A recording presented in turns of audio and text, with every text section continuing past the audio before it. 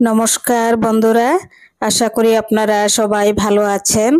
আজ আমি আপনাদেরকে বানিয়ে দেখাবো চায়ের সাথে খাওয়ার জন্যে একটি রেসিপি। তো চলুন দেখে নেবেন আমি কিভাবে বানাই এই চায়ের সাথে খাওয়ার জন্য রেসিপিটি। খুব সহজ এবং খুব সুস্বাদু। প্রথমে নিয়ে নিচ্ছি বাটার ৬০ গ্রাম। এটি ভালোভাবে বাটারটি আমি ফেটিয়ে নেব।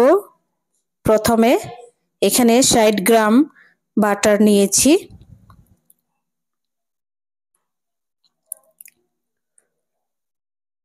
খুব ভালোভাবে ১০ মিনিট এটি ফেটাবো।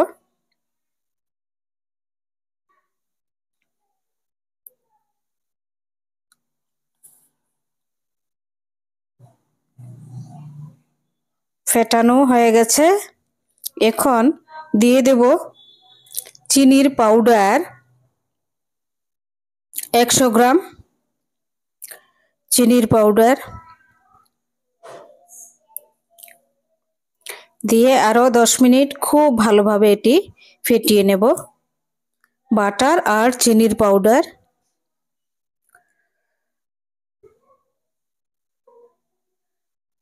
দেখুন ফেটানো হয়ে গেছে, একদম ক্রিম হয়ে গেছে। এবার উপকরণগুলো দিয়ে দেব।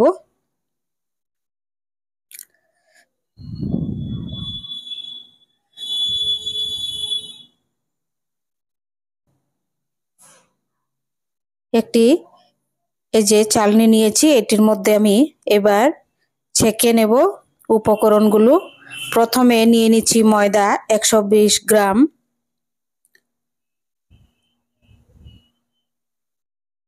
তারপর বেসন ৬০ গ্রাম,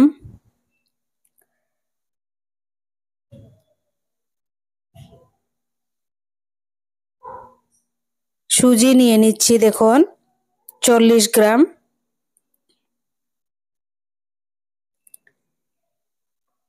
এখন এটি ছেঁকে নেব ভালোভাবে।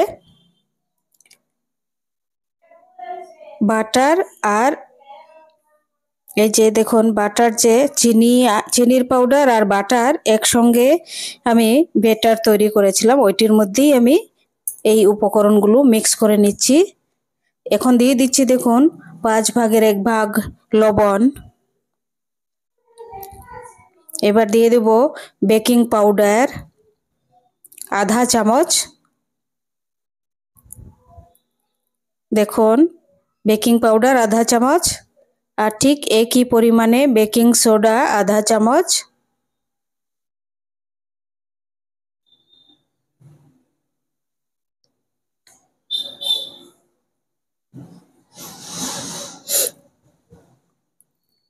বেকিং সোডা দিয়ে দেব ১/২ চামচ।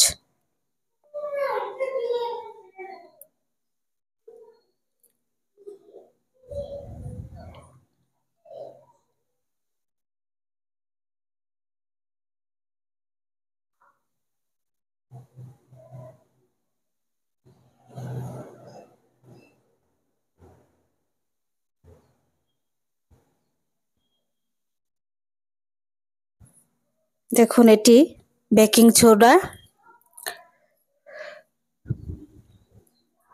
এখন খুব ভালো করে এটি একদম স্মুথ ভাবে এটি মিক্স করে নিচ্ছি। খুব হার্ডলি মেখে নিলে হবে না জিনিসটি, খুব সফটলি মেখে নিচ্ছি ভালোভাবে একদম চামচের দ্বারা। তারপরে হাত দিয়ে অল্প হালকা মেখে নেব, জল ছাড়া। দেখুন জল ছাড়া মেখে নিচ্ছি।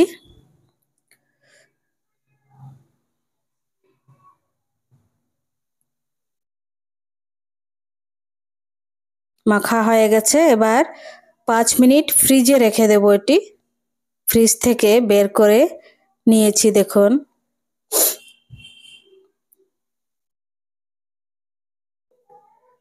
এবার এতটুক বড় ডো বানিয়ে নিচ্ছি, ঠিক একই সাইজে হবে।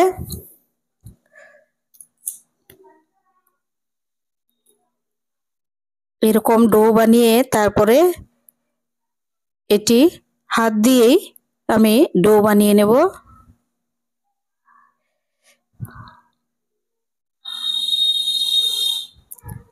এই যে দেখুন তৈরি করে নিচ্ছি।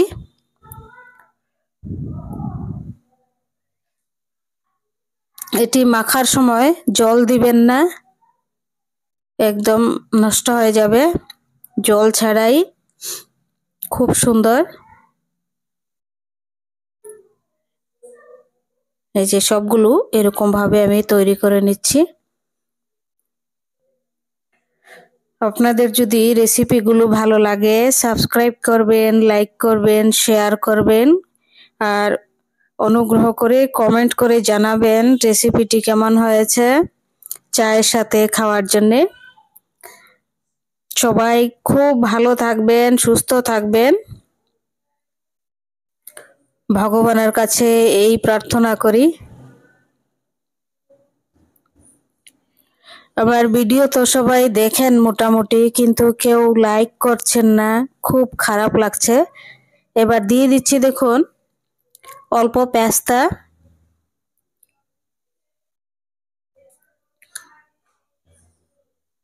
আলমন্ড বাদাম, আলমন্ড আর অল্প পেস্তা,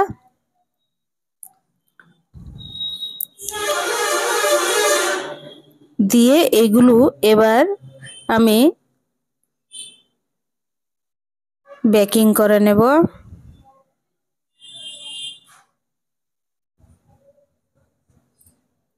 সবগুলো তৈরি হয়ে গেছে। এখন এই যে এই বাসনটার মধ্যে আমি অল্প একটু ঘি লাগিয়ে একটি সাদা পেপার দিয়েছি। এই পেপারের মধ্যে নিয়ে নিচ্ছি দেখুন।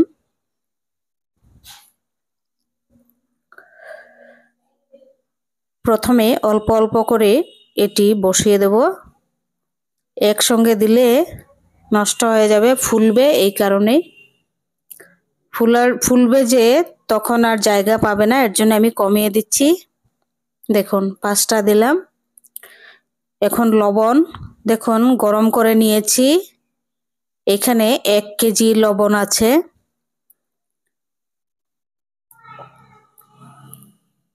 দিয়ে দিচ্ছি লবণের মধ্যে একটি স্ট্যান্ড বসিয়ে, এই স্ট্যান্ডের মধ্যেই এগুলো দিয়ে দেব।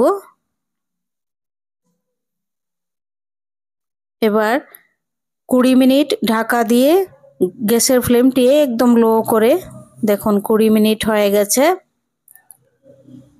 খুব সুন্দর হয়েছে। ঠান্ডা হওয়ার পর এবার নামিয়ে নেব।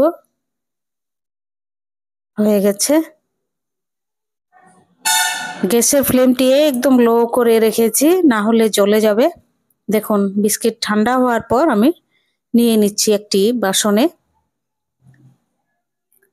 চায়ের সাথে খুব ভালো লাগবে।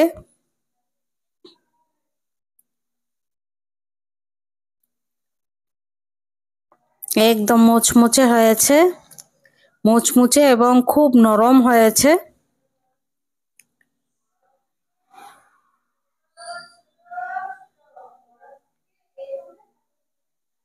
দেখুন এটি ব্যাক সাইডে কেমন হয়েছে। এই যে অল্প একটু ব্রাউন হয়েছে, দেখুন এত ভেঙে গেছে, ভেঙে দেখাচ্ছিলাম একটু।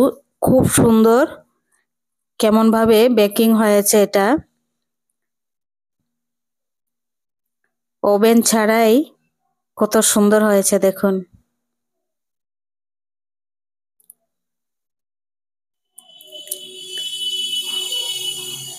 আপনারা নিশ্চয়ই ভালো লাগবে রেসিপিটি, ভালো লাগলে সাবস্ক্রাইব করবেন, লাইক করবেন। সবাই ভালো থাকবেন।